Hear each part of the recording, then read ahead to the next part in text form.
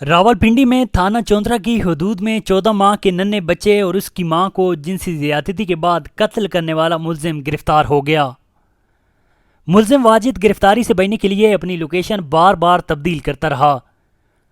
रावलपिंडी के जंगल में ज्यादती के बाद मां और नन्हे बच्चे के कत्ल के मुलजिम को गिरफ्तार कर लिया गया। कुछ रोज कबल खातून को ज्यादती के बाद इसके 14 माह के बच्चे यूसुफ समेत कत्ल कर दिया गया था। चौंतरा पुलिस ने कातिल वाजिद को चकबेली से गिरफ्तार कर लिया। पुलिस दराए के मुताबिक मुलजिम वाजिद गिरफ्तारी से बचने के लिए अपनी लोकेशन बार बार तब्दील करता रहा। सीपीओ रावलपिंडी एहसन यूनुस ने मुलजिम को फौरी गिरफ्तार करने के अहकाम दे रखे थे।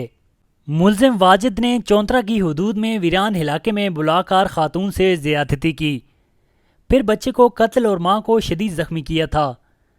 खातून को अस्पताल मुंतकिल किया गया जहां वो एक दिन बाद दम तोड़ गई थीं। पुलिस ने मुलजिम की गिरफ्तारी के लिए अखबारात में इश्तिहारात भी दे रखे थे। नाजरीन, कमेंट में इस वीडियो के मुतालिक अपनी फीडबैक से ज़रूर आगाह कीजिएगा।